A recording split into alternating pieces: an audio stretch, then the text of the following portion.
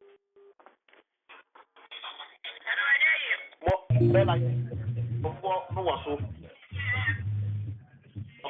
All right, mate. All right. Into me basso. Me basso, Martin. Me ba. Greetings. Yes. Good afternoon, wherever you may be. This is Kofi Ayim of Jersey, Ghana Radio, Anything Africa, our weekly intellectual program. Today we are going to discuss the theme, the direction of Africana Studies in Africa and in the diaspora. And we have three scholars at the academia today going to help us unearth and understand our theme for today. First one is Dr. Yi Obri Ado, who is the director of the Pan-African Studies at the Drew University. Dr. Yi Obri Ado is joining us live. We will also momentarily be joined by Dr. Leonard Jeffries, who is the president of WADU. WADU is acronym for World African Diasporan Union. And Dr. Leonard Jeffries, of course, is not new to our program. He's been on our program several times, and he has deeply been involved in the theme that we are treating today. And then also we'll be joined by Dr. Kevin Whitney, who is the president of the New York African Studies Association, and is in Albany. So, without much ado, we will set the ball rolling. And I think we will go with Dr. Yi Obri Ado, who is the director of the Pan-African Studies at the Drew University, with me here. And I'll throw the question to him. I don't know whether it's a good question. Dr. Obri Ado, the theme that we have for today, the direction of Africana Studies in Africa and in the diaspora, is it really important? Is it worth discussing this? Kofi, thank you for having me. This is very, very important. It is very important to have a focus on Africana studies. But to come to Africana studies, we also need to look at the history of it. Africana studies is actually one of the newest terms. We may even say it's a new term. We have developed it from originally calling it African American Studies, and then at one point we've come to most calling it Pan-African Studies, talking about the global Black experience across Africa and Africa's diaspora. And in that case, Africa becomes the center. The poem, What is Africa to Me? Africa becomes the center. And the linkages between Africa, North America, the Caribbean, and then we have South America, all the way to the Black experience in India. And so looking at the Black experience across the globe. For a long time, Pan-African Studies became the expression we use. But recently, Africana Studies is becoming the term, which people think it spells out the linkages, the connections, much more than Pan-African Studies. So that's where we are. But we also need to understand that the academic political battles of the 1960s gave birth to African American Studies. On many predominantly white college university campuses. Since then, especially during the past 30 years, the field has produced some very, very productive scholarship in academia. You cannot talk about this without also looking at the pioneers. The pioneers who, through their struggles, through their sacrifices, and through their achievements, also now give us what we take for granted as Africana Studies, whatever name you give to it. But early pioneers of this movement, two key people we need to know about: Dr. Carter Woodson, who for a long time made it his career, so the history of the Black experience. And then we talk about Dr. Lorenzo Johnson Green. These two individuals made it their career to study the history. First, they call the Negro people. And then we talk about John Hope Franklin. Professor Franklin carried on the work of these previous individuals and their whole career to expose white society to the monumental contributions of Black people around the world. All these three individuals, I should say, were scholar activists and intellectual activists. Call them public intellectuals to publicize the study of Black history, and now you can say the study of the Black experience, to popularize it, to give it legitimacy, and to also let the world understand that African people have had a history. So in a way, this becomes the introduction of what we now commonly call Africana Studies. Thank you so much, Dr. Ado of Drew University. Let's go to before we go to Dr. Kevin Hickney, who is the president of the New York African Studies Association. I would like to mention here that we have a co-host who is Dr. Kwame Akono of the City Hall University. We have the producer also who are monitoring events. We have also been joined by Dr. Leonard Jeffries, who I introduced as the president of WADU, West African Diaspora Program.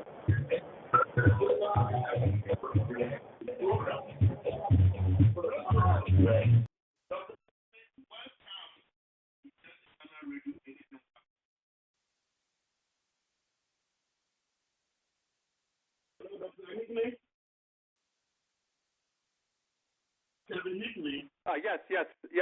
My connection is not very good.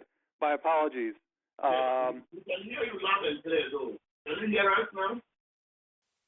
Well, it's the connection is not very good. I did hear Dr. Ado's comments, but since then it's been a bit difficult to hear.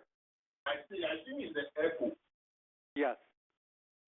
Echo, and sometimes there's a little bit of, sounds like music coming in from somewhere. The technician will try to solve it now. I hope people can hear me clearly, and yeah, Kevin, at least I can hear you. I'm sure they can hear you too. Kevin, this is Kwame, by the way. Yes, you're coming through loud and clear. I hear you. So is Dr. Jeffries speaking now, or would you like me to speak? Why don't you go forward, Kevin? Mm-hmm.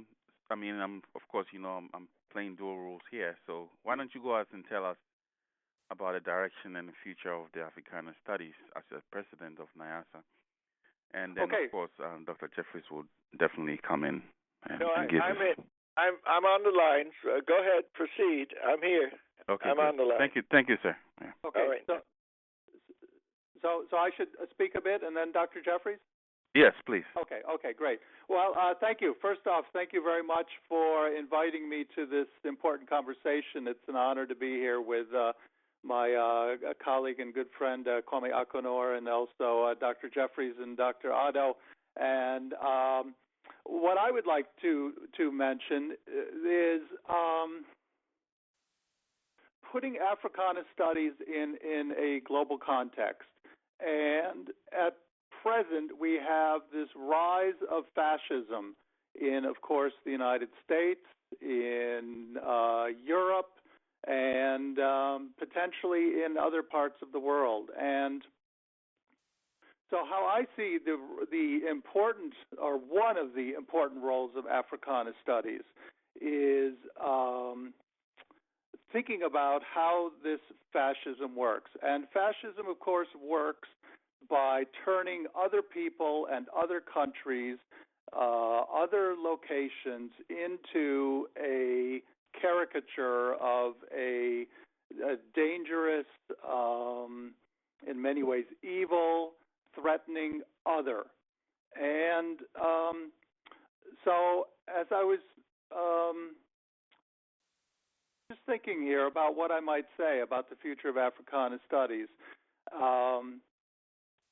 Africa has traditionally played that role, and of course, in many ways now the Middle East is taking over this role of the dangerous place of the world. And so just last night, I met a woman who's a physician here from Cote d'Ivoire, Ivory Coast, and she was mentioning how her mother is a professor of English in Abidjan, the capital of, well, officially Yamoussoukro is the capital of Cote d'Ivoire, but anyway, if not the capital, at least the biggest and most important city of Cote d'Ivoire. And her father is a professor of music, and here's this woman who is just an eloquent and amazing physician here in upstate New York. And this is just one example of how I see one important role for Africana studies, which is, just a little context here, as many of us know, and presumably many of your listeners, our listeners at the moment, know that one of the things that African people and countries have been asking for a long time is a level playing field, and not aid and handouts, although certainly, as in all places of the world, those are sometimes appropriate, but a level playing field.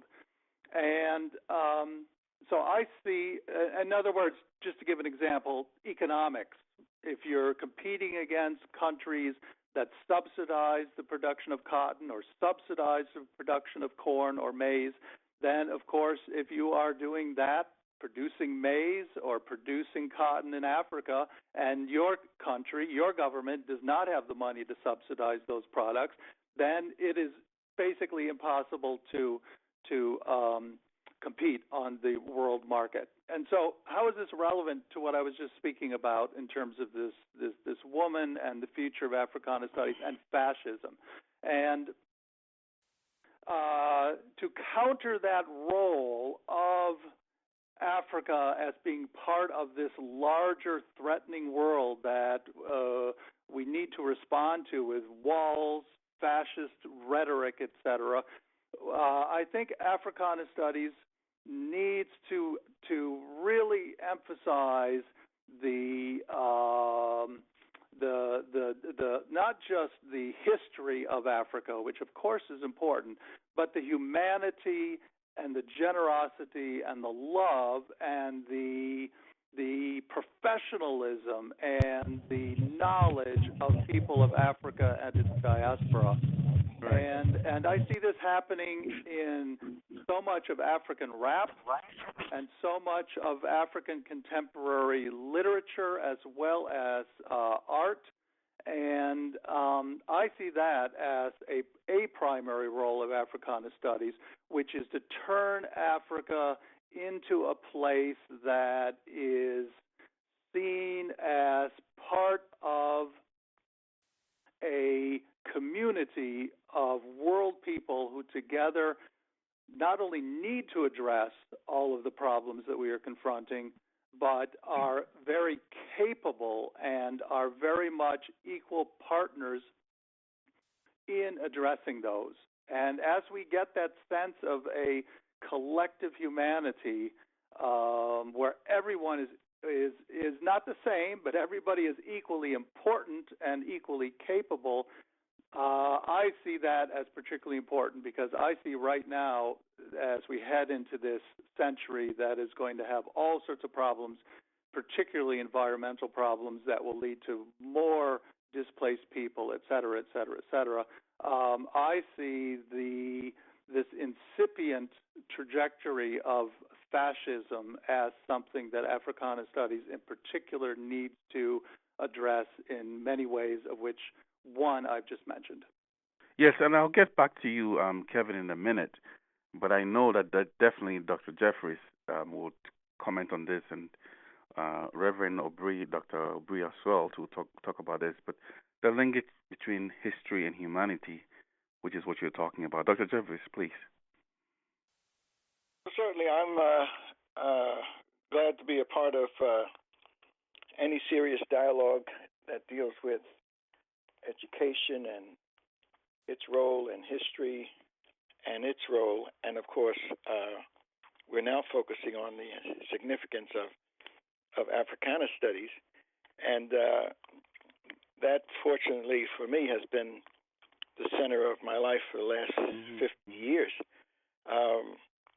And so I realize how important it is to raise these issues and put these questions before people who can think about them and give us some insight. Africana Studies, I'm holding in my hand a new book. Well, it was reissued this week or so. It's Dr. John Henry Clark, one of our great mentors, and it's entitled Africans at the Crossroads, Notes for an African World, a Revolution. And he gives several examples of struggles in Africa and the unfinished business of nation building and struggle. And of course, he's referring to the significant revolution in Ghana that was symbolized by Dr. Kwame Nkrumah, and the struggle in the Congo that was symbolized by Patrice Lumumba. And of course, in the global African community, Marcus Garvey played a special role as a symbol of the struggle around finding an African global relationship. And then, of course, El-Haj Malik El-Shabazz, Malcolm X. And Dr. Clark had also a special commentary on East Africa, using as an example the struggles that Tom Mboya and others represented, including Jomo Kenyatta, who became the president, and the struggles of his personal struggles, as well as those of the Mau Mau, struggling against the oppression, which we refer to as colonialism, and the devastation, dehumanization that we refer to in terms of enslavement. And then, of course, you have to add, if you're looking globally, at the genocide that certainly the native indigenous populations of the Western Hemisphere experience. So that Africana Studies has a role. It certainly needs to understand the importance of education, the importance of socialization, how you get your values, your beliefs, your role models, your patterns of behavior, the importance of acculturation, how you fit into society, so that the studies on the world that we've inherited, unfortunately, have been through the European and later the European American perspective, and so that we really don't have what we refer to as an African perspective on much of what we call history and Africana studies, because it comes from a European perspective, European documentation, European experiences. And so the breakthrough that has occurred over the last 50 years is to expand what we traditionally would have called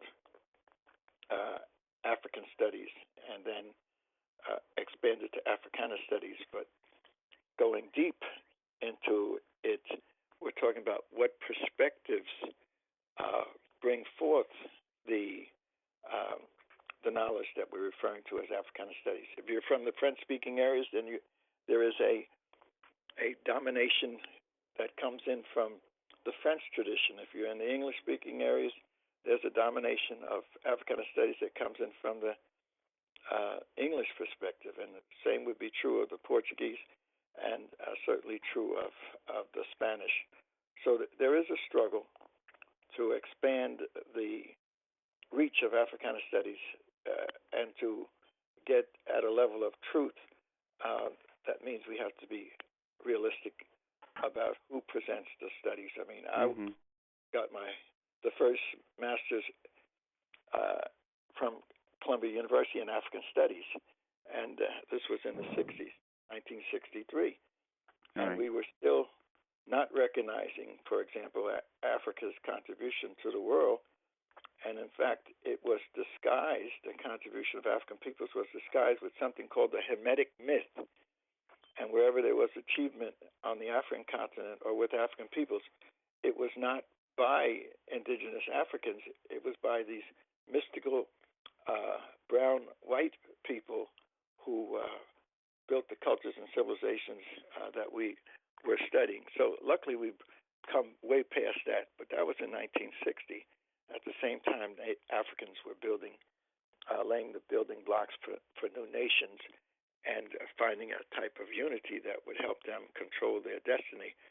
But as we all know, the struggle continues, and it's an enormous struggle, and the greatest struggle is the struggle for the mind, M-I-N-D, particularly the African mind, M-I-N-D, so Africans can control their destiny. But the struggle for the African mind also relates to who controls the African mind, M-I-N-E, the wealth of Africa. And so there has been a process of miseducation and misdirection in order for others outside of Africa to control Africa's great wealth. So we need to search for the truth, and we need to search for a path that will allow us to function as a global community. But we got to face the realities. Enslavement was a reality for hundreds of years, and colonialization for the last few hundred years is a reality. And then neo-colonialism that's in effect now has to be understood. So I'm glad we're having this discussion. No, it's very important. And of course, Brother Jeffries, you taught me, so I it's all good, and I appreciate everything you say. Dr. Aubry wanted to say something. Do you want to go ahead? I think the conversation, current one, and as we move into the future of Africana studies, from what I hear my colleagues saying, it is an attempt to link the history and humanity of African people, the global Black experience, and that the pioneers began with a focus on the history of Africa, restoring the history, because you've heard that phrase before. Until lions have their own historians, tales of hunting will always glorify the hunter. And so to have perspectives, and talking about perspectives, and I agree with Dr. Jeffrey, is that all along with the inception, beginnings of African American studies, African history, all the pioneers were very mindful of how to speak with perspective. French, because of the colonial experience, English, Spanish, the whole African continent. And so, talking about Aimé Césaire, Martinique, Leopold Senghor, Senegal, Kwame Nkrumah, Ghana, Jomo Kenyatta, Kenya, Nnamdi Azikiwe, C.L.R. James, Agri, Peter Abraham, come to Mayor Angelo James Baldwin. And then in our time, the voices of Molefi Ketesanti, Cornel West, Kwame Anthony Appiah, Bernard Jeffrey, all these individuals again and again, we come to the linkages, how to restore the history and humanity of African people. And I think this is a task of Africana studies as we move to the future for the next generation. Kofi, do you have something to say? Either I can continue, but you go ahead. Well, no. What I wanted to throw out there is Africana studies or Pan-African studies, or what we are discussing, is it making impact? Anyone can ask this now. Is it making impact? Well, Kofi, this is Mambo. Oh, Mambo. Thanks for coming on. Yeah. The crazy thing is this, right? The one thing about African studies is that we've taken it and made it so academic that even the common man on the street does not even know what is happening and what is going on. I am very ecstatic and super happy that right now a lot of kids can actually choose to study African studies. They can choose that as a degree or they can choose that as a career path to follow, because they'll come out and have a lot of avenues to explore it. But the one thing that keeps missing the point is the fact that we're not doing enough to make sure that this knowledge is out on the streets with the regular man. Because at the end of the day, academians are always going to be that, focused on the academics. But if we really want to start changing the way that people look at us, people look at our countries, people look at our history, people look at our customs, and the different things that we set forth, we definitely have to bring it down to the level of the common man. Okay, so right. what you are saying is just maybe too academic that the ordinary person is not involved or actually would not even be able to define what Africana studies. Is that what you are saying? Yeah, what I'm saying is that we've taken it to the PhD level. Okay. And we forgot about the elementary school. We forgot about the middle school. We forgot about most of the high school. A lot of these kids, by the time they get to college, either their interest was tinged by a professor that came in and had a discussion. They were tinged by either an African dance group that came in and they just felt so connected to their culture. They were tinged either by taking a DNA test that said, okay, you're from this country. So now they're actively looking for people to get involved with that. But we need to, in a way, dumb it down a little bit for the common man. We can always still have academia. We can always still have intense study once people have the basic idea. But at the same time, we need to bring it down where the regular man understands it. And we're not only talking about people in the diaspora. We're also talking about continental Africans. We're talking about Caribbean Africans as well. Okay. Sure. So I'm going to. I wanted to bring you on because. But I think Kofi, I think you have an echo in your background, though. It is, yeah. Yeah. So you can come on anyway as I try to read myself. So I'm here. I'm just saying. I was just trying to follow up on Mambo's comments, and I'm going to bring in Kevin because Kevin is still here.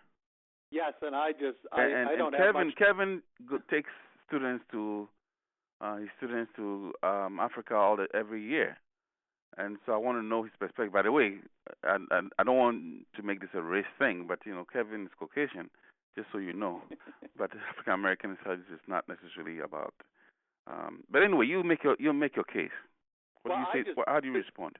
I would just simply like to follow up on. Was it Mambo is the name? Mambo, yeah. I mean, this is yes, the future of Africana studies is first grade, because the fact is by the time you get your student or your first year class in college, even those students who take Africana studies courses have been so formed in their perceptions about what Africa is that even students who are interested in the continent,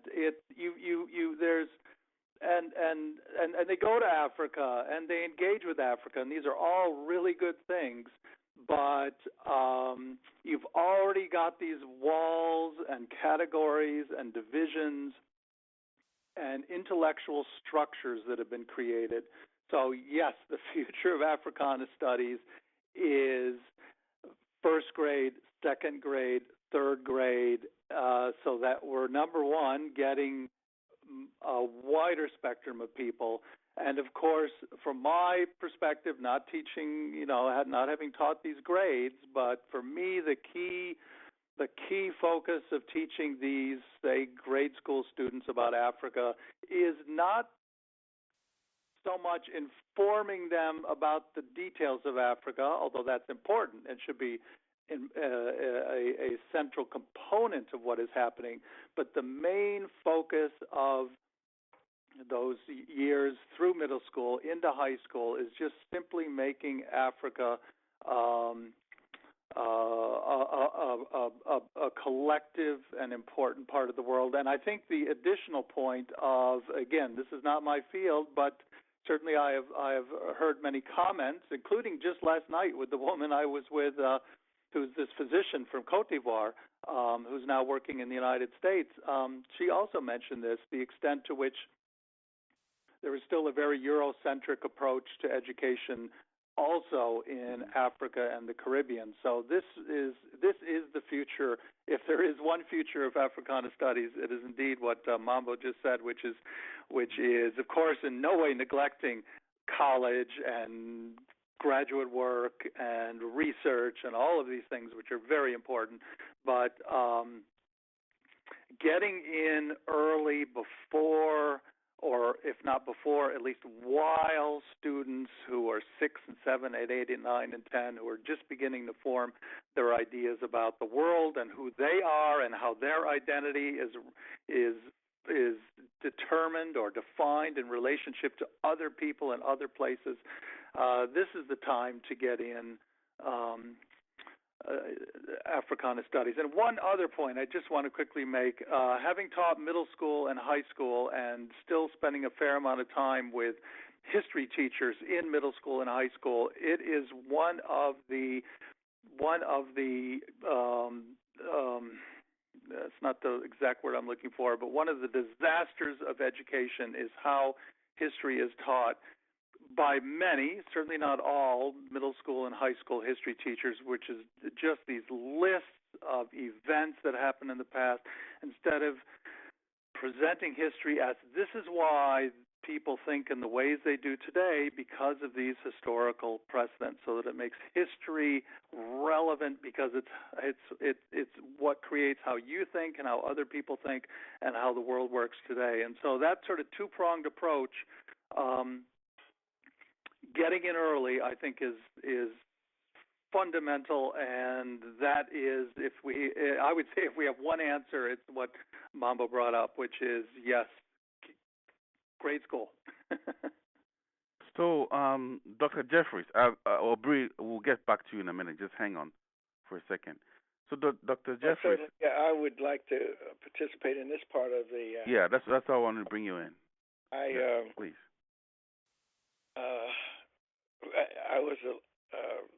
I got a very strong feeling when our sister Mambo mentioned the streets. I would expand that to the community, and that the various levels of the community would involve the home in particular and the organizations around the home.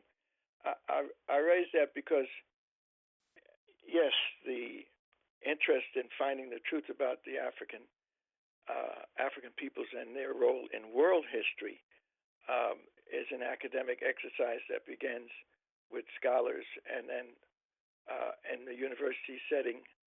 But we have not limited to that.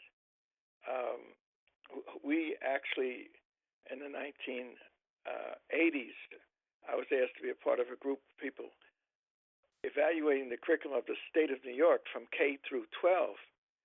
And we had myself as the head consultant, but we also had Dr. Fratricelli Rodriguez, who dealt with the Latino, Dr. Hune, who dealt with the Asian, and a Professor Jefferson, who dealt dealt with the Native American. It was clear that when we evaluated over 150 documents relating to education being taught in the state of New York, none of them related to the histories of peoples of color. None of them. And so it was clear that we had an education process that was a curriculum of exclusion, and with an emphasis on the European American as the premier center of the flow of knowledge and the interpretation of knowledge. So we called for a curriculum of inclusion, K through 12.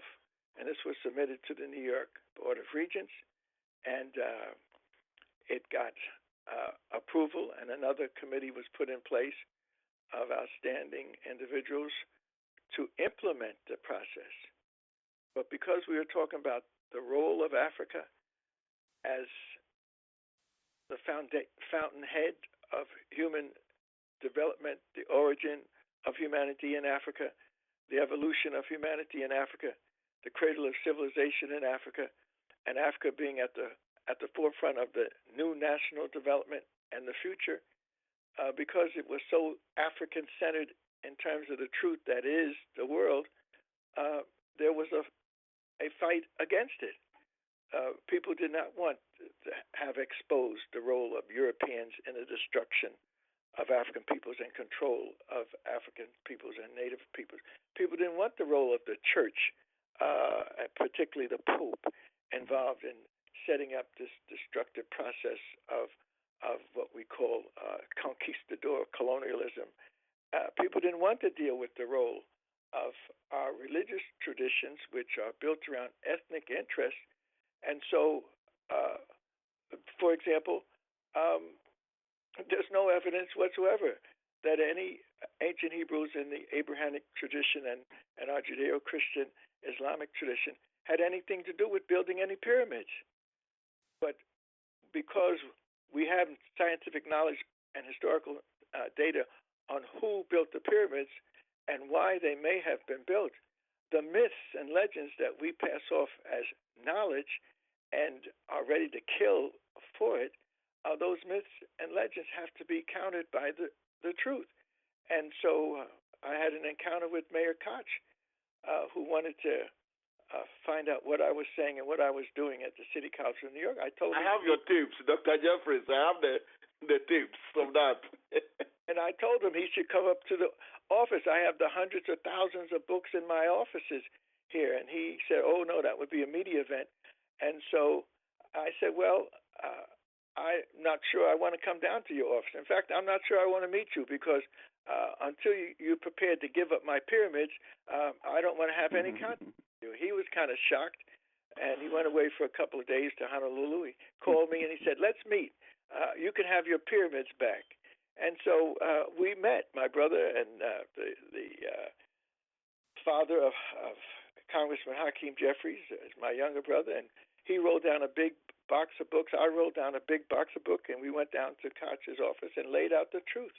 He was shocked. He didn't have another thing to say about me or to me for the next 16 months until I made an announcement about the curriculum struggle and what we need to put in the curriculum. And as a result, all hell broke loose. The biggest attack in the history of the world on a professor took place, and it was right. So I hope we'll have some time to get to that, Dr. Jeffries, because I know that story. We all know the story. Maybe some people don't know that story. Aubrey, Dr. Aubrey, you want to say something? I do.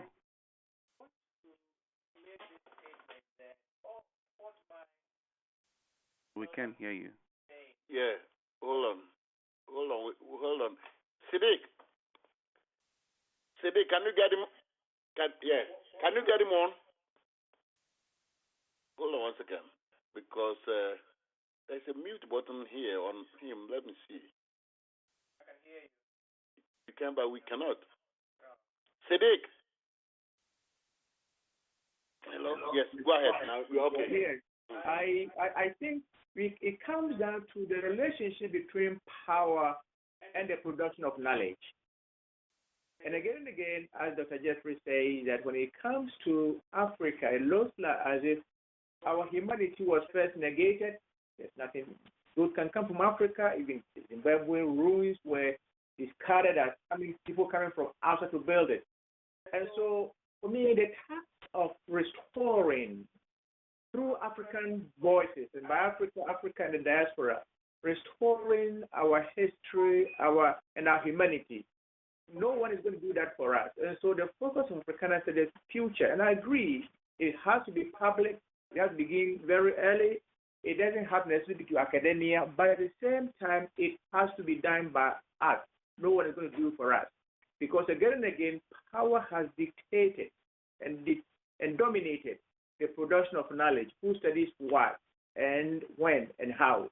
So, Kwame, this is my 2 cents to the debate.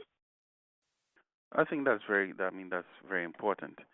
Kevin, did you want to say something more about the linkage between humanity and history? Because, or Mambo, whoever else wants to expand on it, because I want to get back to Dr. Jeffries because of what happened in his story, personal story with an academia on Africana Studies, because that's what we're talking about.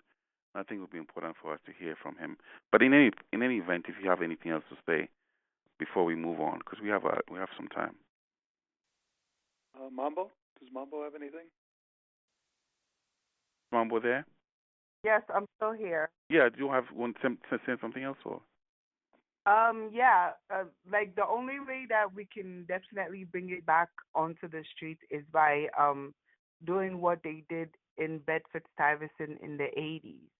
They would have discussions that were sometimes closed to the general public, but discussions that would allow people to actually have conversations and share information about what they knew.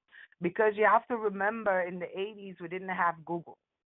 You understand? So most of the information basically was passed from person to person, or somebody caught on to some book somewhere and they brought it into the fold and tried to get everybody to understand what was coming from the book.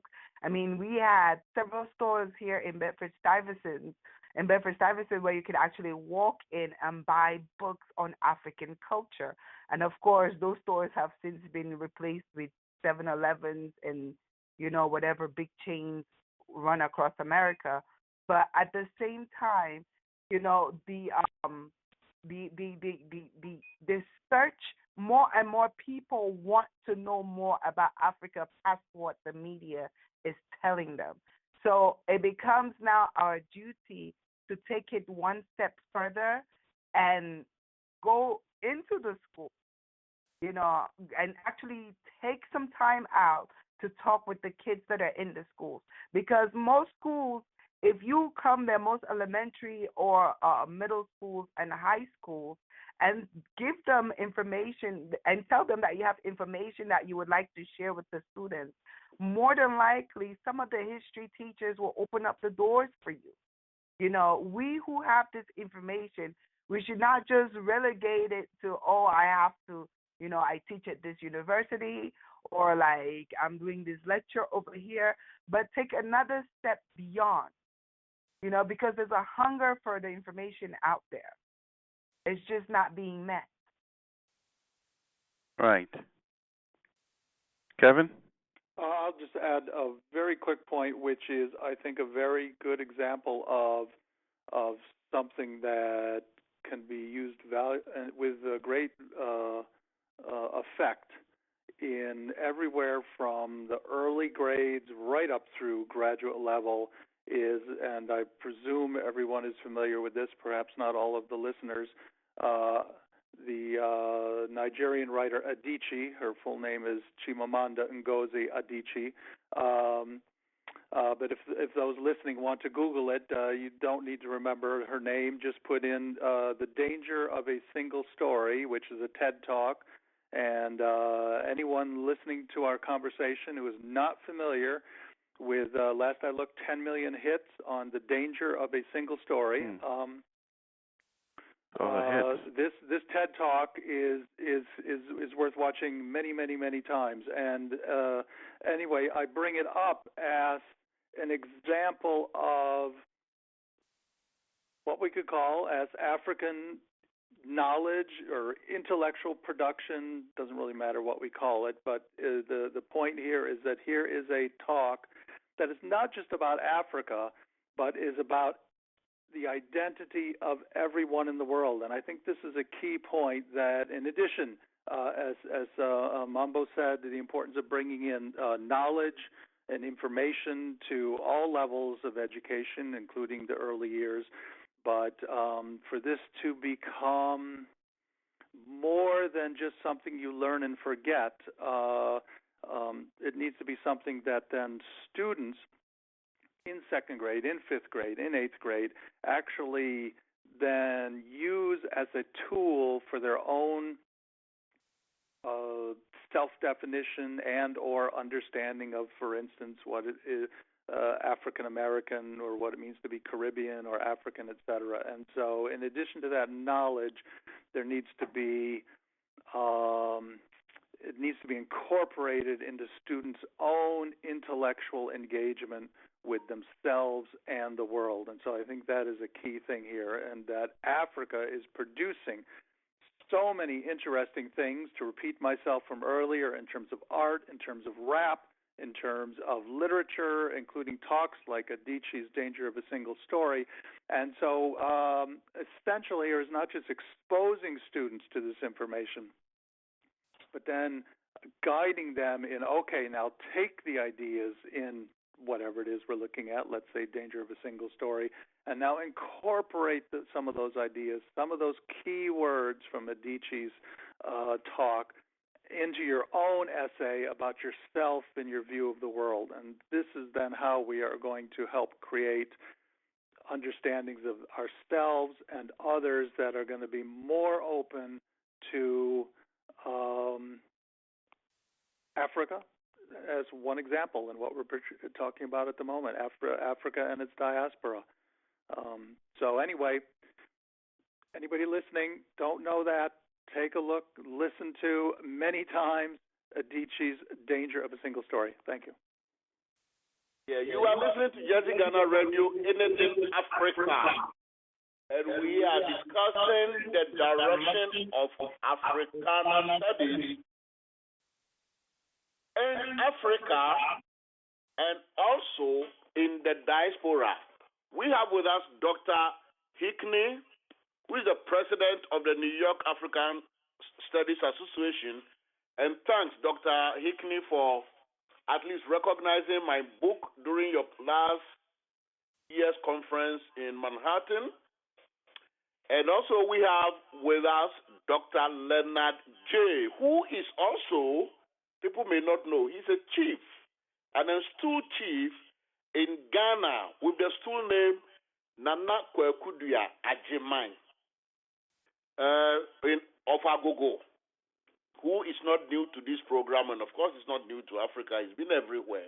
He's also the president of World African Diaspora Union. And we have Dr. Yi Obri Ado, who is the director of the Pan-African Studies at the Drew University. And of course, the co-host is Dr. Kwame Akono, who is a lawyer from the Hey, easy. Anyway, thanks. That. So you see, and of course our producer is here and our crew, Mambo. In fact, I think we should open the lines now as we move on. And we have Mambo, who is part of Anything African. That is our program. She comes on any time with her own crew and do what they do best. And Mambo is a very enterprising young lady with a lot of pride in her African roots. So we will open the lines now as we move along our discussion. We have we have the last four, 0607. We're not sure whether you have a comment or question. The last four digits is 0607. You are live with us, yes. This is Ron Haku again. How you doing? Welcome. Welcome. Thank you. Listen, I couldn't agree more with the beginning of studies for African history and the African culture and social items there in Africa because, when I went to school, I didn't really get any study about African Americans or Africans. So when I got to college at Temple University, I began talking with people who were from the South, African Americans from the South. And I was very, very embarrassed because of people they mentioned to me that I had not even heard of. And so as a result of that, I have been doing a lot of research since then on Africa and African American history. In fact, I have a book right in front of me which I was reading before your program came on, and it's called, I'm sorry, go ahead. Go ahead, Mr. Aku. Go ahead. Okay, I was going to say the name of the book is Documents Illustrative of the History of the Slave Trade to America. And it's from 1930, and it's in four volumes. And it's very, very, very, very informative. It's by Elizabeth Donnan. And as I said, it's very, very informative. And it was published in 1930. So I've done a lot of study, and I'm really glad to hear that this lady, Mamba, I think her name is, yes, is trying to encourage the teaching of Black history and African history in the lowest grades possible. That's about it. Yeah, it's interesting you mentioned the work that you are reading now, Elizabeth Donnan. I don't know whether you have my Facebook, but Dr. Kwame Akono would remember. I cited her work in my Facebook, Jack Kujo, the slave who was a royal from Ghana. I have that. Who eventually ended up in Newark, New Jersey, and became the first Black businessman. Yes, I utilized some of the work of Elizabeth Donnan. Now, we've been talking about African studies. Maybe Dr. Ado will again help us here now. Talking about that, and Mambo, if we have been getting echo from him, please let the echo come. Let's talk about a little bit about Africa, the studies itself in Africa, the continent. How well is Africana studies being taught? Because I don't think we even come close to what Mambo was alluding to in terms of the common man on the street. But at least on the academia level, how established is Africana studies being taught in Africa? Because I know when I was growing up, I did not learn anything much about Africa except studying, but studying the Great Lakes of America and the Ozarks and all this. We knew them. We could mention them all, but not about the history and culture or African studies. So, Dr. Obriado, maybe you may help us here now. How well, and we're not talking about Ghana, in general, Africa, Brazil, the Caribbean, and of course people may come in to chime in here. I mean, our guests who are all in the academia. But let's start with Dr. Obriado. How well is Africana studies established in Africa? If you will. Kofi, growing up in Ghana and throughout my study at the University of Ghana, I'll go back to a proverb our elders have said, when or if you are too close to gold, it pales, looks white. Distance enables you to see the beauty in gold. So coming over here to study, my time here, looking back, and I've been blessed with individuals such as Professor Kofi Asaropoku, the late Dr. Reverend Dixon. These individuals eventually called my attention to what we had that we were neglecting. At the University of Ghana, if you took African Studies courses, they will begin to make fun of you. They call it dondology. And so again and again, you were not made to even to respect. And going back, one thing that led me to now take African Studies, African culture seriously was being fortunate enough to be raised by a chief, Nanaya Unkansa of blessed memory, Bukruwa, working with him, traveling with him, and knowing the nuances, the nitty-gritty of traditional indigenous religions, traditional indigenous leadership, and so on and so forth. How many people get that chance? And so again, coming back to the relationship between power and the production of knowledge. How are our syllabi even constructed? I believe that these days we study more of the Africana experience here overseas, here in the U.S. especially. Don't forget that the original shapers of the thought of Pan-African studies were not African, but rather Caribbean. Go back to Sylvester Williams, the person who organized the first Pan-African Congress. Go back to how Dubois took over this, organized the London Conference in 1921.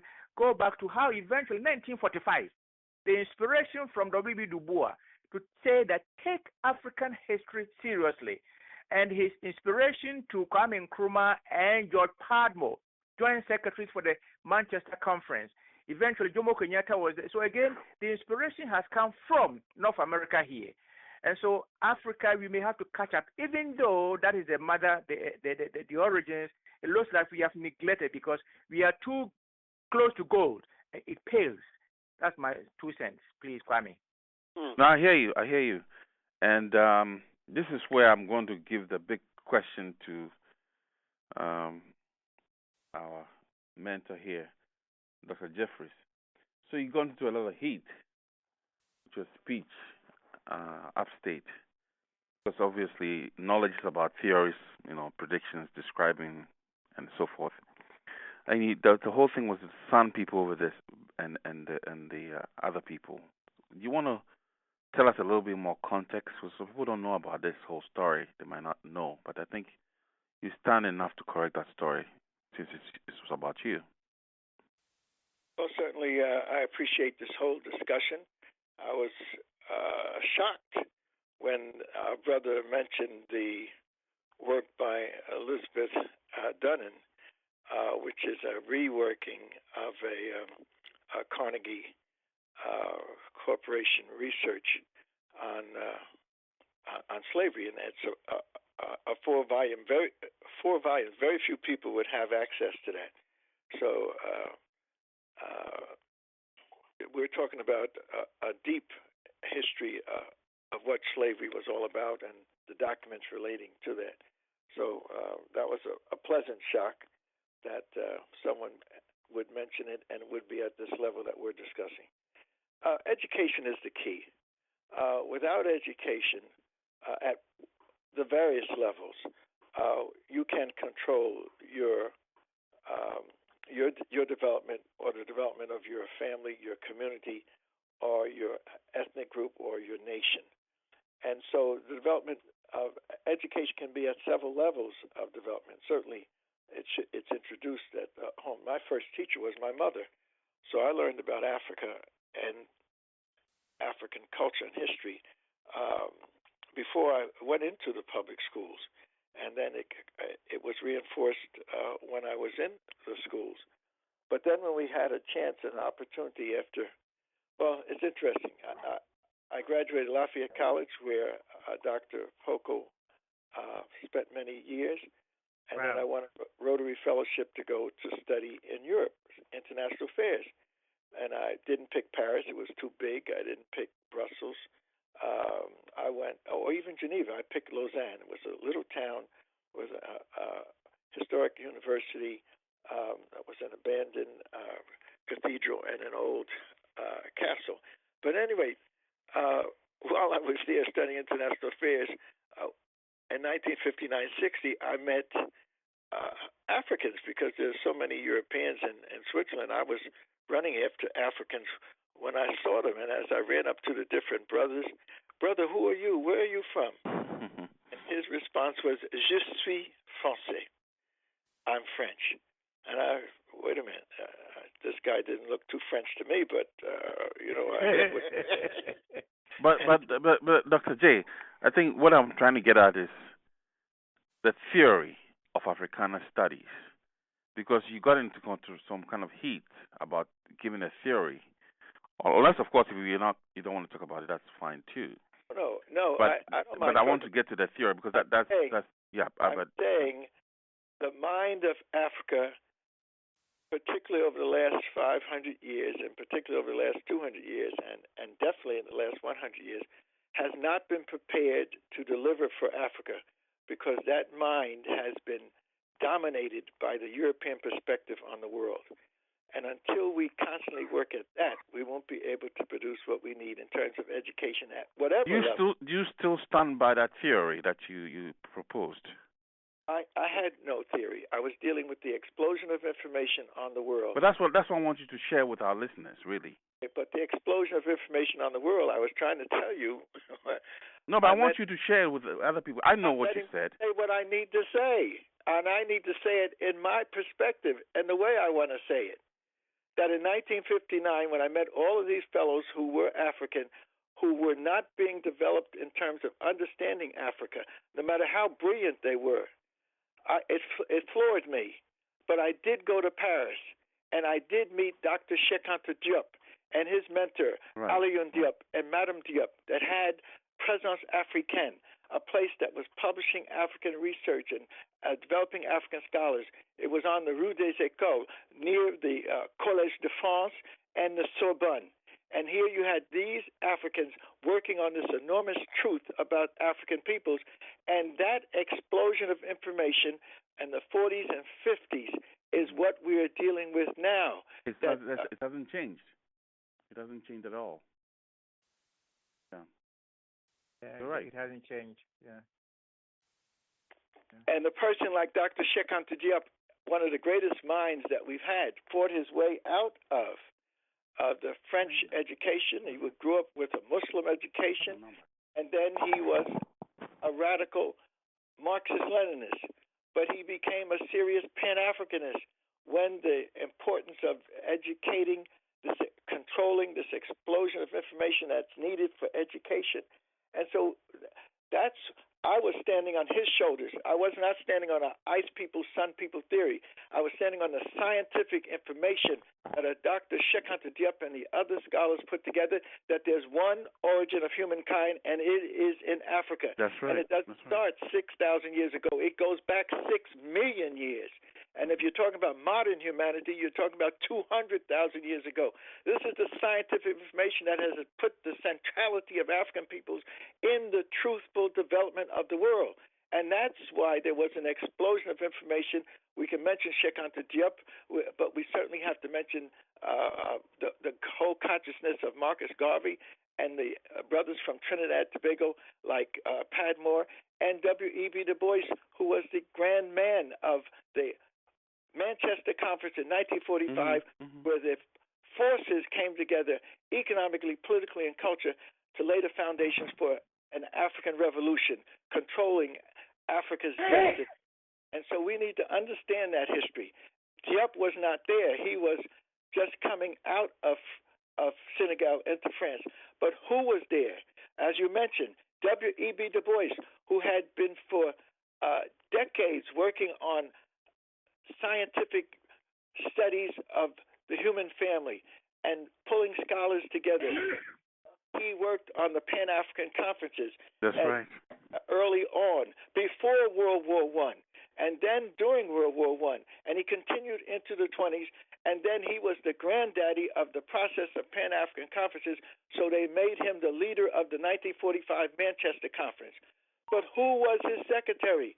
Kwame Nkrumah, Francis Nkrumah, who becomes Kwame Nkrumah, a leader of the Ghanaian movement for independence in the 50s.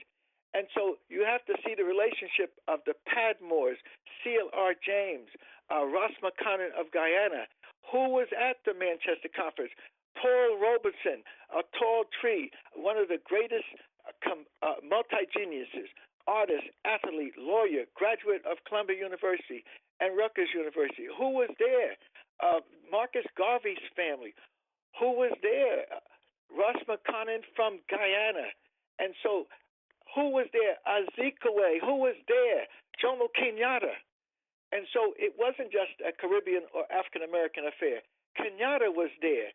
Azikiwe was there. And these brothers have helped to create this dynamic that we now have, this explosion of information that's putting the truth in the culture. It's needed because economics is the key, and and politics helps to make the economics work, but culture is the main ingredient. And so culture involves your history. So if someone else has told you who you are and what you can be, they've limited your possibilities. So there is a revolutionary process breaking through to put this truth in our lives, in our communities, in the school systems, and enhancing it in the universities. And so it wasn't just an individual who emerged around this process. In the 1950s, we came collectively to deal with this. And so we began to form organizations. In the 60s, the African Heritage Studies Association was formed to challenge the African Studies Association, which was white folks controlling the flow of knowledge around Africa. So we said, we need to share this process with you. And they were reluctant to do it.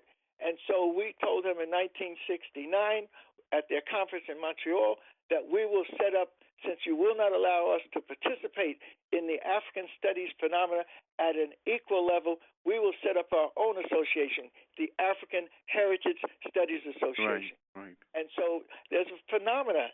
At that time, in 1968-69, there was an explosion after the King assassination, and then 500 black studies programs emerged, Africana studies programs, if you will, emerged from the King assassination. At the same time, the African independence movement was emerging. At the same time, in Black America, they were challenging our lives in the cities. The urban rebellions were taking place. And in the 70s, we continued this process of organizing the National Council for Black Studies to coordinate the 500 Black Studies programs. And then Dr. Ben and others said, we need to claim the Nile. So we formed an association to claim the Nile. And that was formed in 83, 84. It was in Chicago, 85, 86. It came to New York. 87, we took 1,000 people to the Nile. The children, the adults, the elders, the scholars went to the Nile to claim it. And so we have to understand that there has been something amazing occurring. As our sister Mambo had said, there was explosion in the streets. There were community forums. Right. People would, on a Saturday like today, be running out of the subway on 8th Avenue, 145th Street, to get up into the community forum that became the First World. And that community forum of bringing the knowledge in the community spread around the world. It spread to London. It spread to Amsterdam. It spread to Trinidad and Tobago. It spread to Brazil. And so there's a phenomenon that has occurred where the truth of who and what we are is now being used to help us develop our minds so we can develop our institutions, so we can develop our socialization process. But that doesn't mean that the systems of white supremacy, the systems of Asian supremacy, the systems of Arab supremacy are sitting idly by. They are planning to see how much they can still control the minds of African peoples. In order to be able to control the mind, you can control the African behind. And you can decide, you can help make Africans make decisions on the wealth of Africa, on the organizational forms that you need for Africa, on the conflicts among Africans that are not being solved because the European is there. We see what's happening right now with this Trump chump that is now the President of the United States, impacting on the flow of knowledge and the creation of knowledge. So this explosion of knowledge about us needs to be organized to help us develop the unity we need, the strength that we need. And fortunately, it's happening. We're on a victorious path. And absolutely, Dr. J. So now this is where I'm going to put my colleague here on the hot spot, Kevin, obviously. He's now obviously, because it's obvious you're Caucasian. I've made it clear already. And now you're the president of the New York African Studies Association, and you're going to be here for 2 years. And of course, I know you mean well. You take 6 students every year to Senegal and beyond every year. So how would you respond to something like that? There's division even now amongst Africana studies in terms of our direction. Dr. J has mentioned the African Heritage Studies, which actually broke off, if I'm not mistaken, Dr. J. It came off out of the African ASA, right? Yes, because we were not being accepted. Exactly. They wanted to keep control of I know. I'm just trying history. to put it out there. Mm-hmm. Yeah. So I'm just saying, as somebody who's the president now of and I know I'm putting you on the spot, but Kevin, if you want to say something to that, I think that would be helpful. Well, I am coming into Africana Studies quite a bit later. So I am coming into Africana Studies in the 90s. And so by the time I arrive on the scene, as best I can tell, people of Africa and African heritage background are now I didn't do that much in the ASA, African Studies Association, but so I can't speak that much to that organization, but I presume it is similar to the organization that I am very much a part of, which is the African Literature Association, and certainly in the African Literature Association, as well, perhaps a little bit less, but certainly still also in the New York African Studies Association. My sense has always been that people of Africa, heritage background, etc., are the dominant force and largely in control of these organizations. And for me, coming in with less pigmentation, I have never received anything other than. Of course, that's why you're the president. If we're sort of pigmentation, you will not be the president. But anyway, again, congrats. Thank you, and we looking forward to making the New York African Studies Association, which is not just for New York. We have members in Pennsylvania, in New Jersey, and we have had in Connecticut and Massachusetts and Vermont, and we hope to increase the members there. But anyway, presumably most of your listeners are in New Jersey, so please look us up on the web and become involved if you have any interest. But back to the main question. I can't really speak to this tension because I have not experienced it, and perhaps naively, my perception is that these divisions have largely been erased, but it could very well be that I'm just largely, or I'm just to some extent blind to these tensions. Certainly, within all organizations, there are always competing visions and approaches and philosophies, and so that is in no way unique to organizations involved with Africana studies. But certainly, as Dr. Jeffries just mentioned, I can well understand that there were these, and perhaps there still are, these divisions in organizations such as the African Studies Association. But if they do exist, I hope Dr. Jeffries will agree with my less informed perception, which is that at least the trajectory is heading towards an erasure of these differences, and an increasing sense that everyone interested, no matter where they come from and what their background is, welcomed in this collective pursuit of not just Africana studies, but Africana studies within the larger context of global wellness and the ability of our species to continue to exist on this tiny miracle called Earth. I like the way you put it. Mambo, anything? Yes. As much as I would agree with you that everybody should have the opportunity of studying African history, anybody who is interested, it's really important that the people who harness the story be able to know the story first. You understand? Otherwise, it would always favor the hunter, like someone said earlier on in the discussion. It's important that African kids be into and be taught African history, because it definitely affects how they see themselves in regards to the rest. And the one thing that I face as an educator is that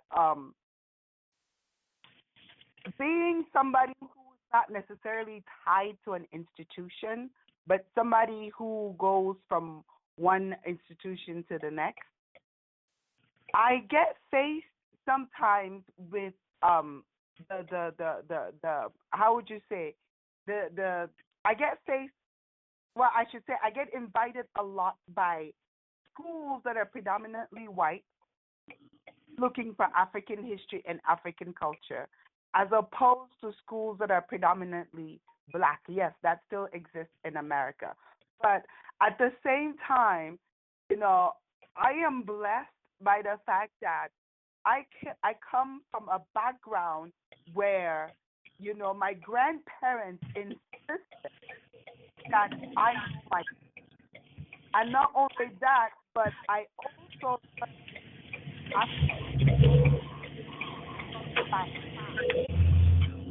I don't know if somebody drives with a car. Yes, there's some background noise. No, okay, go ahead. Put things on mute. That would take background noise out. Yeah, I corrected it. Okay, go ahead. All right. Last few minutes. I was blessed enough to have started African studies in what would be considered here in the 5th grade, and I was in Cameroon. You understand?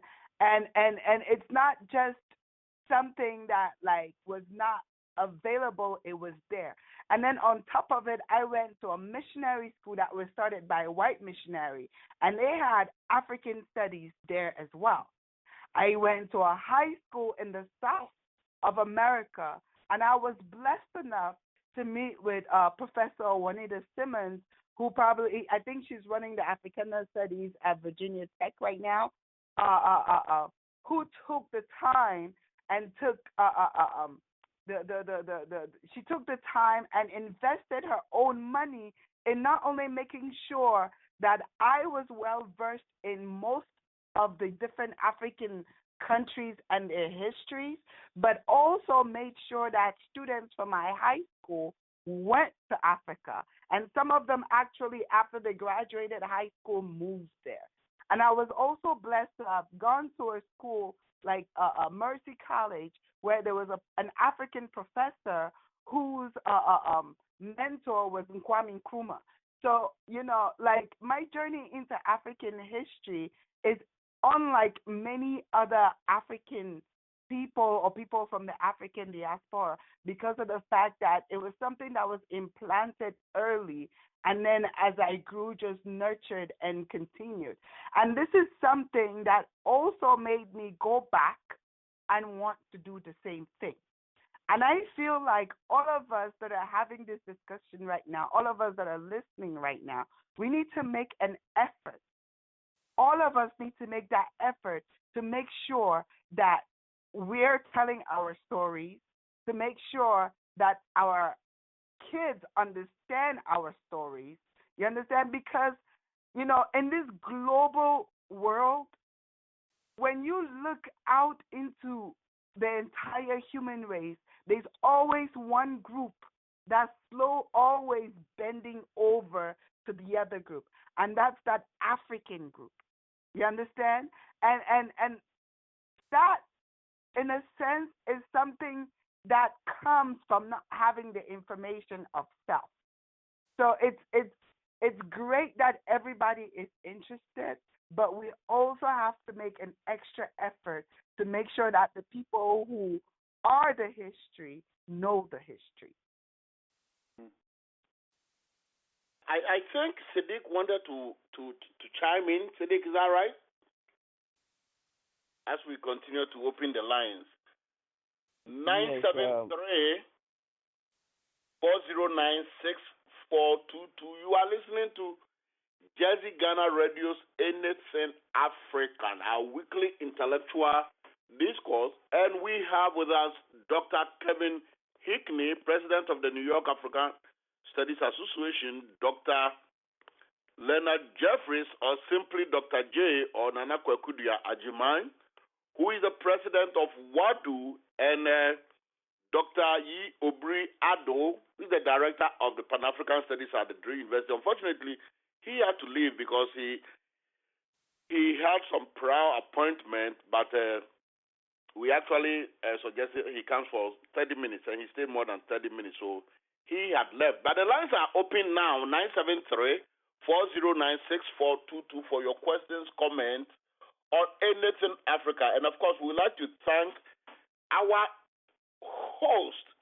We are being hosted by the satellite station of Jersey Ghana Radio in Ghana, specifically in the Ekropon area.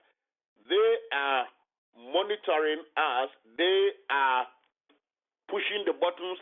They have the machine in front of them, the console, and then pushing up and down the volume. We would like to say hi and thank you so much for the work that you've been doing for your senior sister station located in the heart of Newark, New Jersey, where I believe Dr. Leonard Jeffries was originally born. So we are live at Jersey Ghana Radio. And Sadiq, I thought you said you wanted to chime in? Yes, Brother Kofi, thank you for the opportunity. What I was actually trying to say, I think, has been said by Dr. Leonard Jeffries. The idea that African history should be told has to be that it's been told right. When we talk about African history, how far are we talking about? Are we talking the last 400 years, 500 years, or the last 6 million years? And where is that information? Predominantly, the history of Africa we have, it's the Western or Neo-Western, depreciation of our contribution to human development and growth. So the concept has always been to undermine any other civilization prior to the Western civilization, if it has ever existed, and to use that and their narration of any other civilization to reduce the other's contributions. So for me, I think it's very important that the works of Dr. Leonard Jeffries, Sheikh Anta Diop, the book of Conscientism by Kwame Nkrumah, and all these other pro-African writers who have had an in-depth understanding of the history to be the ones that are being put out there. And it's going to take a lot of effort to challenge the academia to pull out the misinformation that is out there. And without that misinformation, we only would be cutting at the head of a hydra. You bring yours, they bring theirs. They have a very wide influence in some of the African studies classes. If you challenge the professor and try to give an alternative perspective of Africa, which is actually the most accurate information, you might fail. How do we compete with that? And I think my honorable leaders can actually answer that kind of a question. How do you compete with what? How do you compete with the information that is being pushed in a propaganda way? For example, you would have a professor talking to you about the pyramids being built by aliens, or the alien concept of being built by non-African, Black Africans. Mm-hmm. That's a legitimate. We've read it in several places. Just to add to what you are, and I think, including Dr. Akono, the three of you can help re-educate our mind. Dr. Kwame Akono, Dr. Leonard Jeffries, and Dr. Kevin Hickney. Such as he says specifically, we read several times that the pyramid was not built by Africans, and by Africans, by black people who were of the black complexion. How did we prove otherwise? Black history studies, how does it prove otherwise, that it was indeed built by Africans? Any of you three can help us there, and including Mambo, who is well read? Well, number one, Egypt, the Nile Valley, Ethiopia, is located on the continent of Africa. It's not in the Middle East. The Nile Valley runs 4,000 miles through to the center of Africa, and it begins in the center of Africa. The culture does not flow from the Mediterranean down into Africa. It flows from the heart of Africa up through the Nile Valley. The images of the people are there. They've been carved in stone. The Sphinx stands as an image in front of the Great Pyramids of Giza, and even with the nose blown off, it's clearly an African. My wife helped Malefi Asante pull together a textbook on African American history, A Journey of Liberation, and she helped to put much of the history of the ancient times. And so she has a picture of Queen Tai, one of the greatest women in history, who was on the throne of Egypt with her great husband for 36 years. You're talking about 1400 BC. You're not talking about modern-day Africa. Her picture is there, who she was and who her husband was. She was the grandmother of King Tut. Now, that's the Middle Kingdom. So you go back in time that's the New Kingdom. You go back in time to 2100 BC, and you have the Middle Kingdom.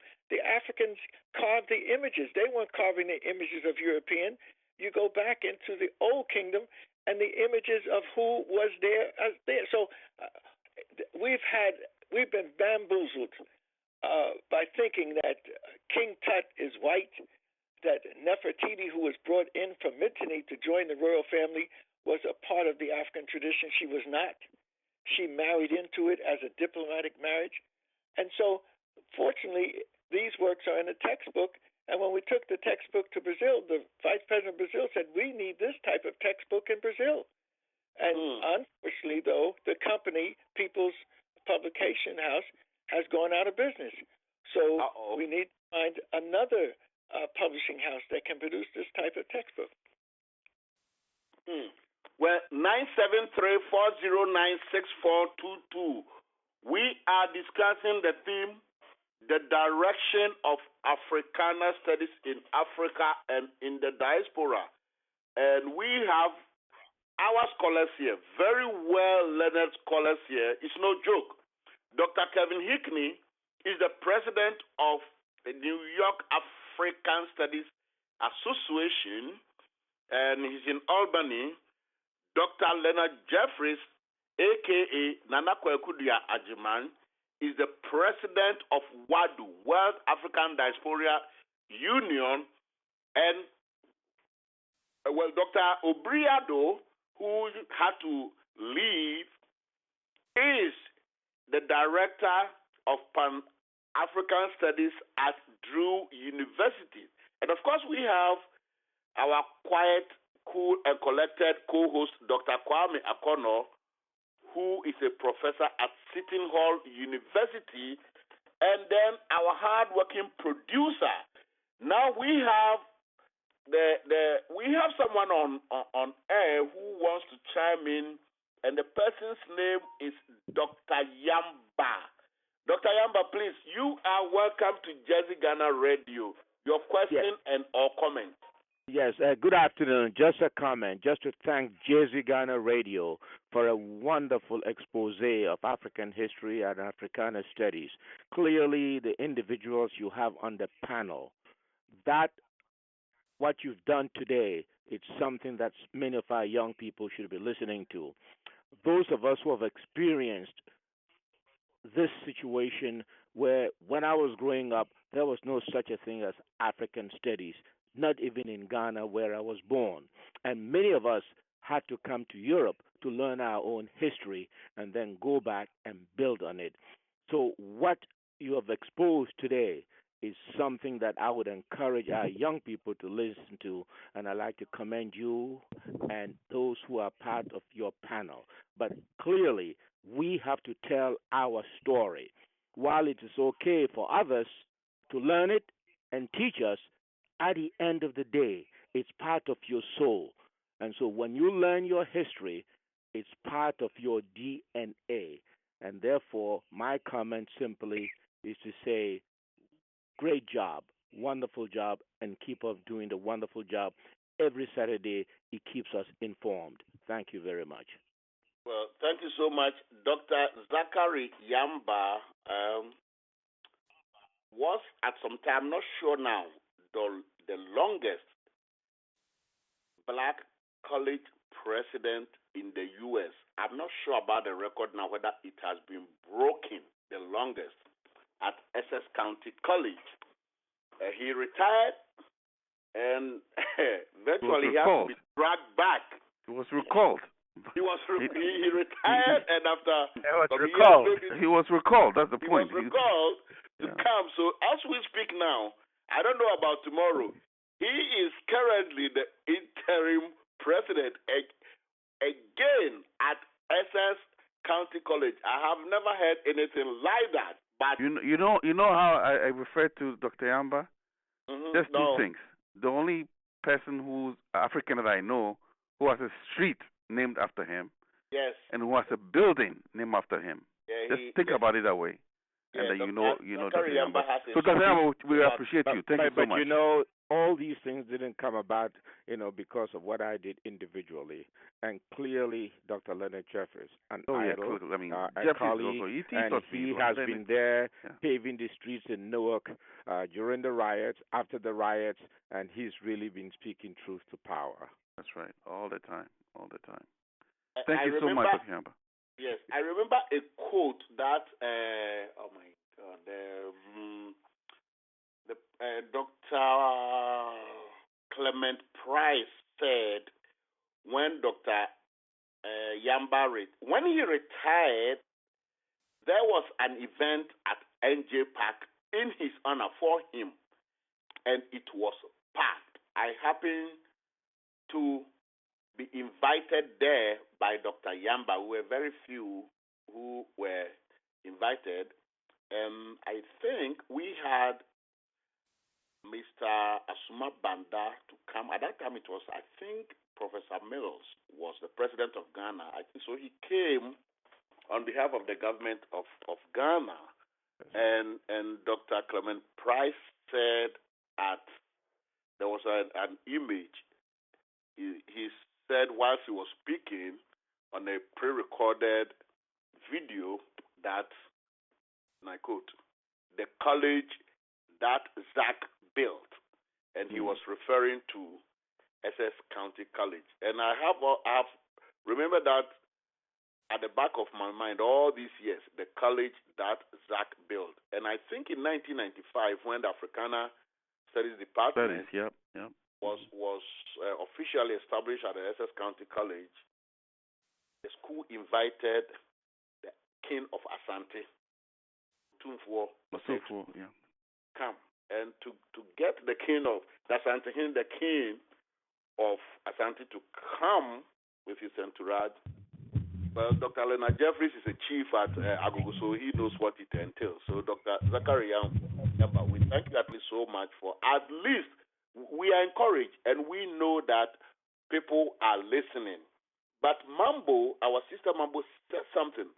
How about the common man on the street? How are we impacting the Africanness, if you will, to the common man on the street?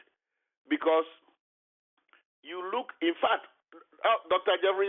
Leonard Jeffries, I was with your nephew earlier this afternoon, Reverend Lukata, where he started studying tree seriously. And so we're going through some works. And I look at some books and all this that he's studying himself. And then you see Ghanaian names anglicized. And these are, think people of substantial status writing books with European perspective, and especially attempting to teach the Cree language. I'll just give one example, which is not in the book anyway. In Ghana, there is a circle named after one of Ghana's own heroes, Dr. J.B. Dankwa. The circle is called Dankwa Circle. So it's a runabout, but in Ghana, the British system, we call it circle or runabout. Dankwa Circle. And the way the name Dankwa is written with a Q, D-A-N-Q-U-A-H. The funny thing is that I was telling Reverend Lukasa, there is no Q in the Cree alphabet. So how did this wasn't done by a Caucasian? How did our scholars use Q to write someone else's name? You look at some books written by Kenyan scholars, and you see the name Dankwa written with a Q. Not only that, if the traditional capital of Achim Ebuakwa people in the eastern region, the traditional capital is called Chebi. Chebi. Because Europeans could not pronounce Chebi, they pronounce it Kibi, K-I-B-I, instead of K-Y-E-B-I, Chebi. They cannot pronounce Cheb. And in fact, now, in official documents, that important town is still written and pronounced as Kibi, including Ghanaian journalists. South Africa, there was a song by Marian Makeba called Gogochwa. I think it's a Xhosa song, Gogochwa. Because the Europeans could not pronounce that, they retitled the song the Click Song because of the tongue. What I'm saying is this: we have reached an epoch, an era, that the consciousness of Africans must be supreme and prime. And if we have African scholars and academia with European mentality unconsciously writing, pronouncing, and reading to their youth who are coming with anglicized, somebody will say, oh, this doesn't mean anything.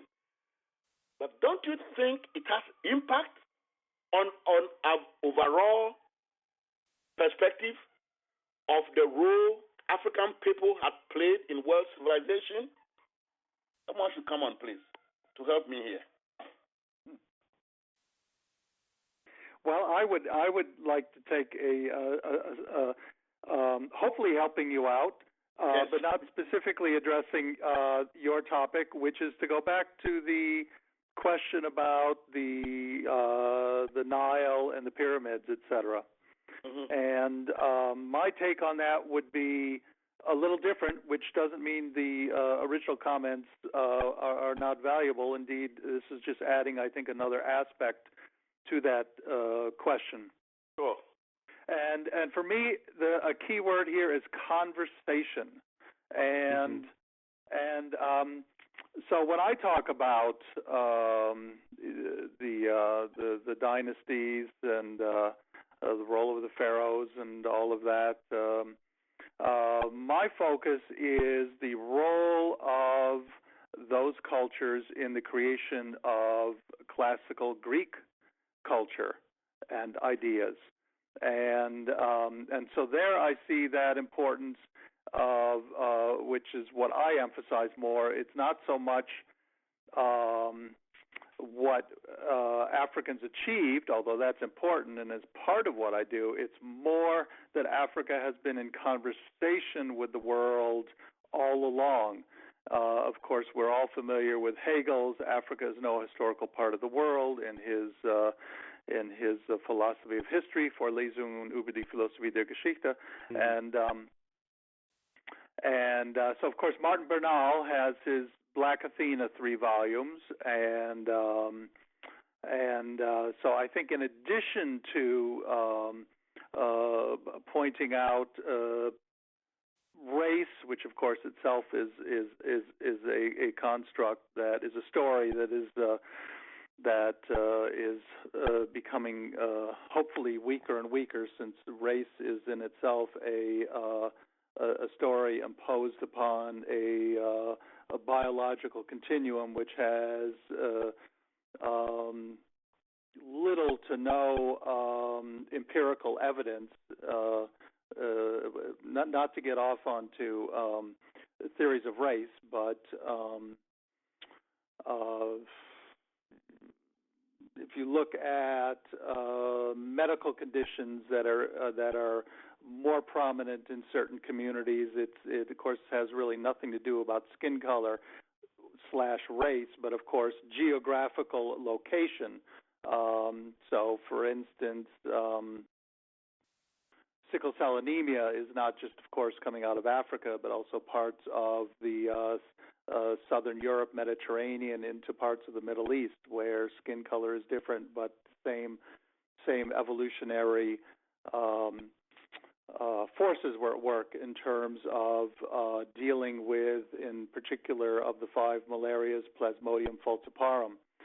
Anyway, so not to get off on the race, to get back to my initial comment, which I hope will tie into this issue of from a different approach, or bringing together the idea of anglicizing names and senses of the importance of Egypt.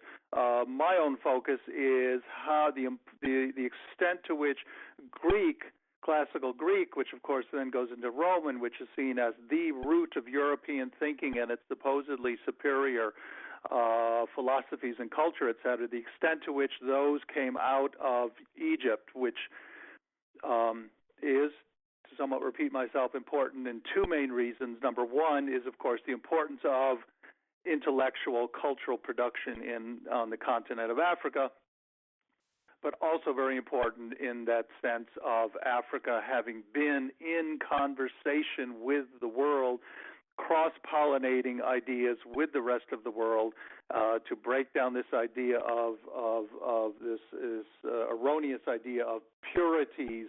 And so you've got this supposed pure European superiority rooted in classical Greece. Well, I'm sorry, it's not only not pure, but it's not rooted in classical Greece. It's rooted in North Africa, which of course doesn't mean everything in classical Greece came from North Africa, but a significant taproot of that many-rooted tree is there. So I think those, for me at least, that's and back to our original overall topic of the direction of Africana studies. And I hope repeating some of my main arguments in this delightful conversation we've been having. The necessity of breaking down these walls these divisions that we already are learning in 1st and 2nd and 3rd and 4th grade. And so I think here is a good one. So not only do you talk about the role of Africa in Greek culture when you study Africa, but then you also talk about the importance of Africa in Greek culture when you do European history and Greek culture. So you're getting it in twice. All right. Let's get the co-host here now. Yeah, so I'm thinking, again, going back to what Kevin is saying about a broader topic, of course, this has been very interesting, and I really relish in it, and I hope that Dr. Yamba is still around, because I'd like to also put him onto this as a president of a university. Again, the specific question is, what is the role, and of course, that Dr. Jeffries, of course, as a pioneer in Black Studies, where are we going with Black Studies? We know it's going down in terms of enrollment, in terms of faculty, employment, and so forth. And Kevin can also speak to this as well. So what do we do? Where are we going, and what should we do about it going forward? So any of you can take this. If Dr. Yamba can start, I know you're busy, and we have to wrap up in a minute or so. Yeah, that's a good question. Where are we going with Africana Studies? Well, I can tell you for myself, I am working with a group of people called the Bedford-Stuyvesant Residents Association. And we are doing a program called African History, Past to Present. What we're actually doing is that we're opening it up as a discussion series, not only a discussion series, because we understand that people get bored with a lot of talking, but actual having a connection with the people who live here, with the people that live back home. Skype connections, WhatsApp connections, Viber connections, because, the insane thing is we have to build an interest in what we do in order to succeed at it. You understand? We got to continue building it. Like most artists will say, you got to promote yourself. You understand? Like simply finding that job and getting into that university and then getting cozy, that's not what we should be doing, because our battle is not over. It just started. We have to also make sure that the information that we're presenting, people can identify with, people can touch, people can hear it, people can feel it, people can taste it, because when I first moved to America, it was very difficult for you to find African fabric. Right now in fashion, the dashiki is actually the fabric to have. It's the material to wear on you, whether you be of European descent, Asian descent, whatever. It's just, everybody is slowly making African culture pop culture as well, but they're negating the historicalness of it. So it is our job to take it into the community and make sure that we tinge interest so that this interest can therefore then turn into people actually coming into lectures and also going to Africa to study more and adding to the research that we've done so far. Let me chime in also on that same theme, the question that Professor Kano raised. Yeah, Dr. Clearly at Essex County College, I think we're doing something similar under the leadership of Dr. Kalfani, who now heads the this is Essex County. Yes, who, Dr. Kalfani, who heads the program. And basically, in addition to bringing speakers on campus to speak to our students, speak to our community, because any lecture that he holds is open to the entire community. Mm-hmm. And so he does that very, very frequently. But in addition to that, during the summers, he has undertaken a program that many of you have done in your own institutions. Dr. Ado does it every year. Yeah. So what Dr. Kalfani has also been doing during the last 5-6 years is take students and people within the community to go to Egypt, to go to Ghana, to go to South Africa, to go to Senegal. And when these individuals come back, students in particular, they feel that sense of connection. They are never the same once they come back. Mm-hmm. So what we are doing goes beyond the walls of academia. We have to take this outside. And when we take it outside, it becomes part of not just the clothing, the fabric, but it also becomes part of our being. Yeah. And that's what we are trying to do at Essex County College under the leadership of Dr. Kalfani. No, under your leadership. I mean, I know Dr. Kalfani is a good, but you are the president of this university. Yes. So I know you're a humble man as well. Yeah, but at the end of the day, Dr. Connor, the faculty. I know. I'm just trying to be teasing. They are the brains behind what makes. We just provide the overall support. At the end of the day, the faculty members are the one who are interacting one-on-one. No, I was just teasing. I'm just teasing. As a matter of fact, he was amongst the first to be invited, but I think he had a conflict engagement. I think he has something to go so he could not make it. And I mean, Dr. Kalfani, he's been a friend of ours for a long time. We did invite him, but scheduling when you are in a leadership position, that's why we appreciate. And in fact, And in fact, we appreciate you, Dr. Yamba, for coming on this. I mean, you usually call us late after you've listened to the program, but now you stayed on for quite a while. But we appreciate it. Because you have so many wonderful speakers that inform us, so I just want to listen and learn. We just want to let you know that we appreciate it. We really do. And let me add one thing. Even though I shouldn't say it and I shouldn't thank him, we have to give special thanks to our MC, who is Dr. Kwame Akono. Oh, look at this guy. Please, let's move on to Dr. First, I said about his royalty. He wouldn't let me say it. Yeah, the royalty thing, please. Don't fine. So I will you know the story, so I am. Okay, fine. Not only him, of course, we thank all the people, but, we haven't finished, though. We have like 6 minutes to go. But Dr. Akono, who is the co-MC, was able because once in a while we get disappointed by people that who say they will be able to come on by conflict of scheduling and all this, but he was able to get Dr. Kevin Hickney at the last minute. Very, very, very, very, very last minute. And so we will specifically and especially thank Dr. Kevin Hickney. This Saturday, like all of us, I know Dr. Leonard Jeffries would have been giving lectures somewhere. But one thing with him, Professor Smo and all this, they have obligation because they are traditional leaders in Africa also. Not that they are scholars. If you're a king, you're a chief, and when the people call you, except when you are sick or deaf, of course, you can refuse. So they have been part of Anything Africa since we started this program exactly 2 years ago. And the word keeps going out all the time. So I think we have someone on the line. Sadiq, am I right or wrong? Because we are winding down. We got 5 minutes, so maybe we should start with our closing remarks.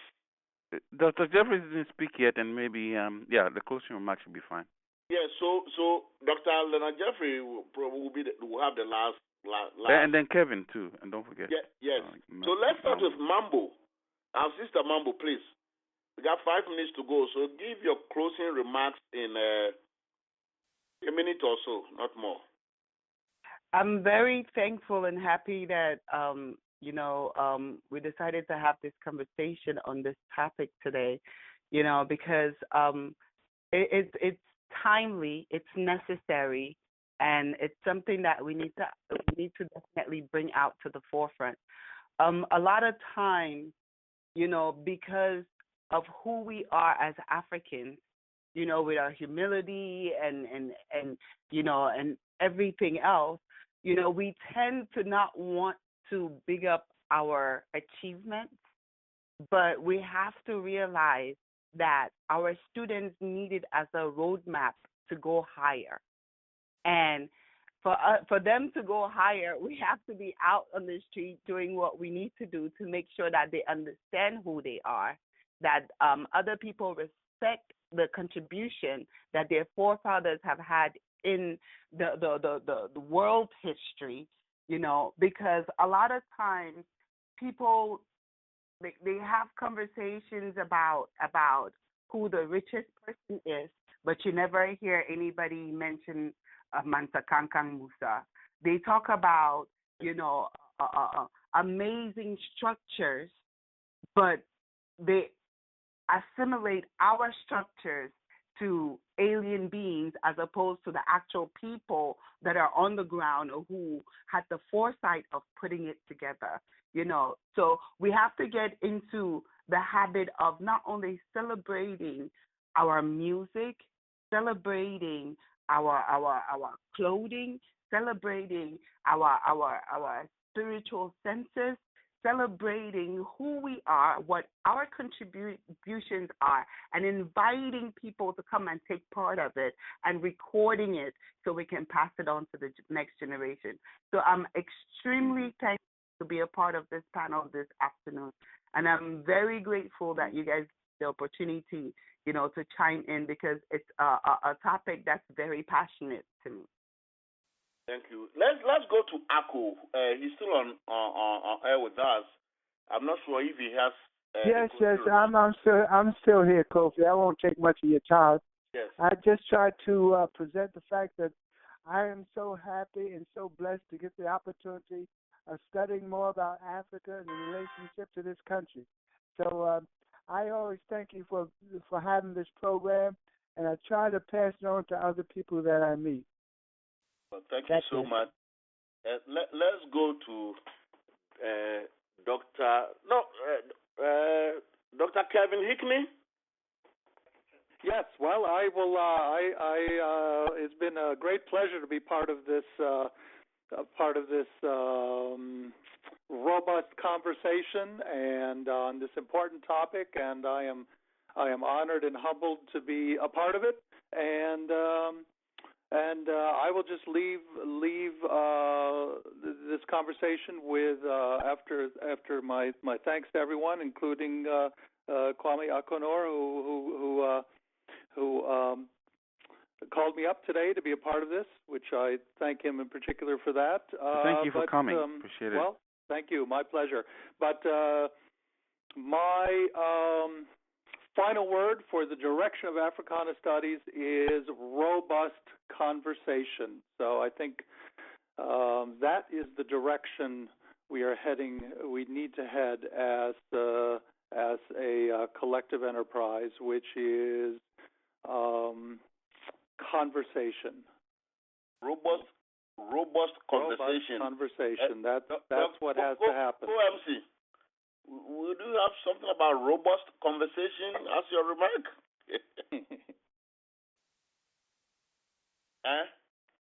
So, Dr. J.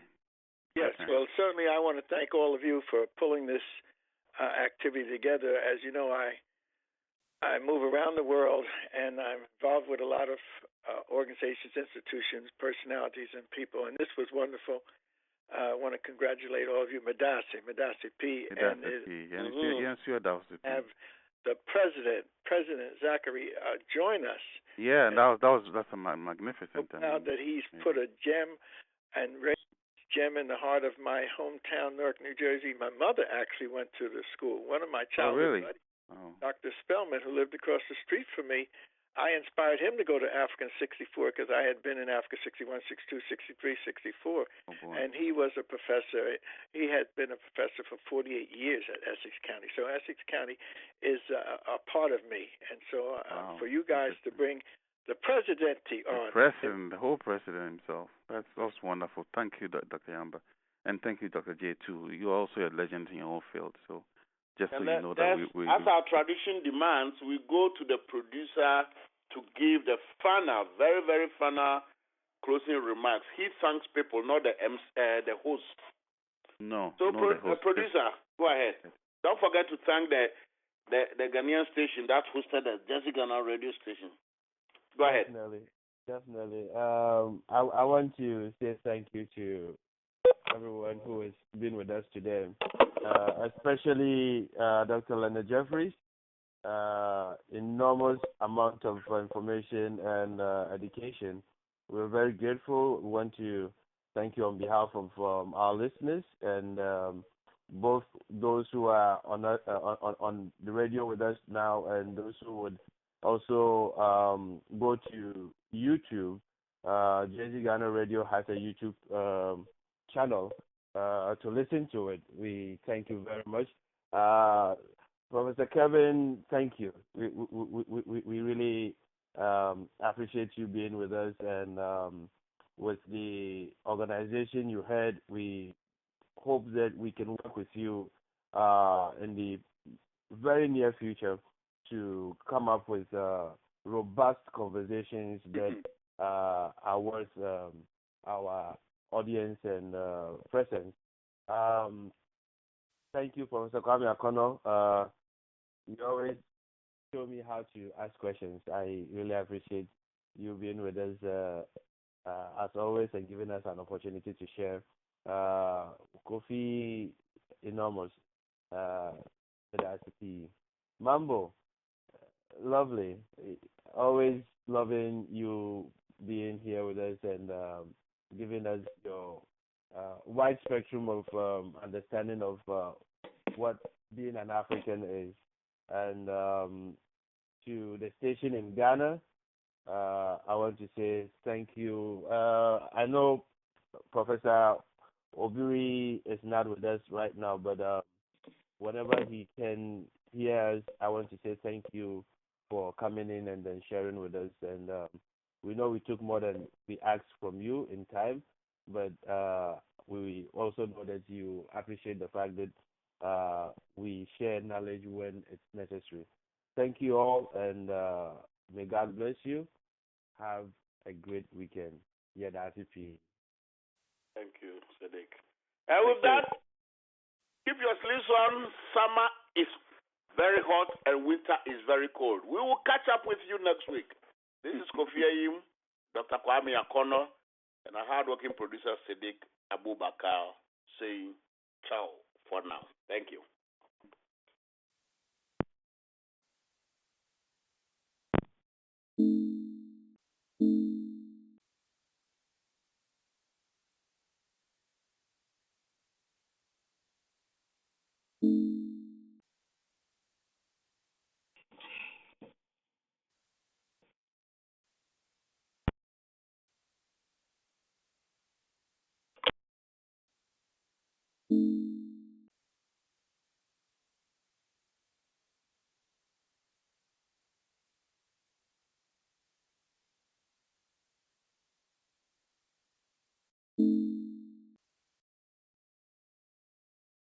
Jersey Ghana Radio, yet to so.